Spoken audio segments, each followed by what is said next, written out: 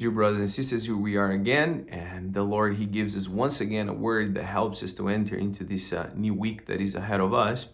And I believe that the word this Sunday is very fitting for the main purpose of this channel, which is towards vocation, to rise vocations, because it speaks about the call of the first four disciples. And among them, there is Peter.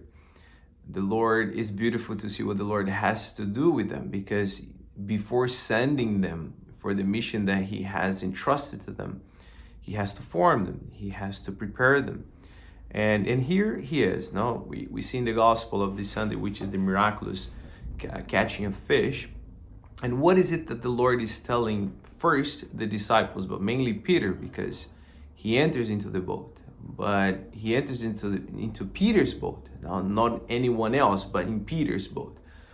And then all of a sudden we see this scenario in which Christ, He tells Peter, okay, let's go fish. So throw the net into the deep.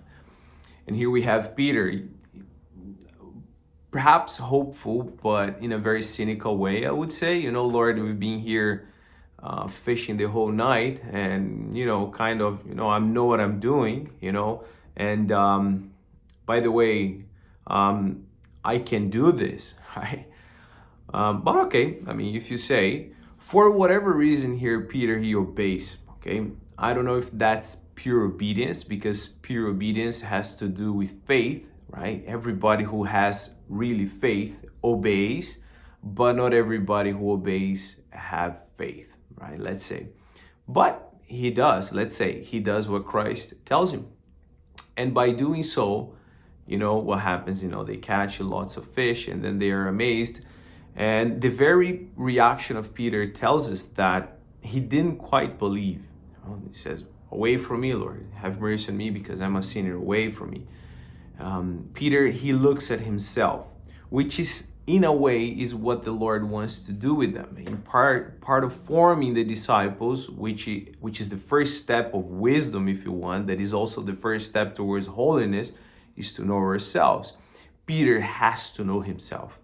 But to know what? Well, first of all, is what Christ is going to tell them later on, that without Him, they can do nothing.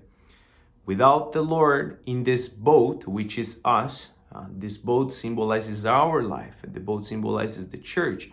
Without Him there doing the miracle, there is no fish.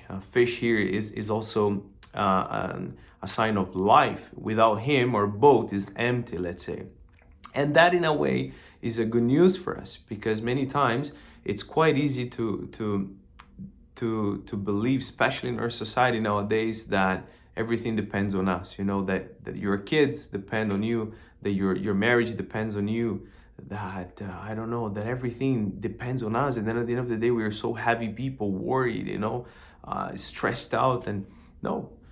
When actually the Lord is the one that goes ahead, the Lord is the one that calls, and He fulfills the call. But for that, He has to enter into our boat. We have to invite Him, to let Him enter into our boat. And then at the end, He will say, don't be afraid, because you will be fisher of men.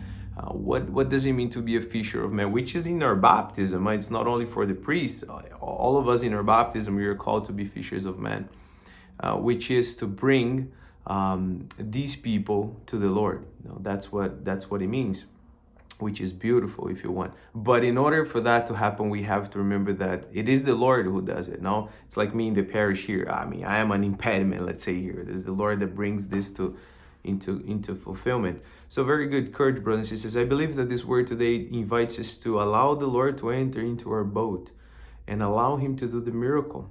Let Him be the one that catches our fishes. That let Him be the one that brings life into our boat, into our life inside.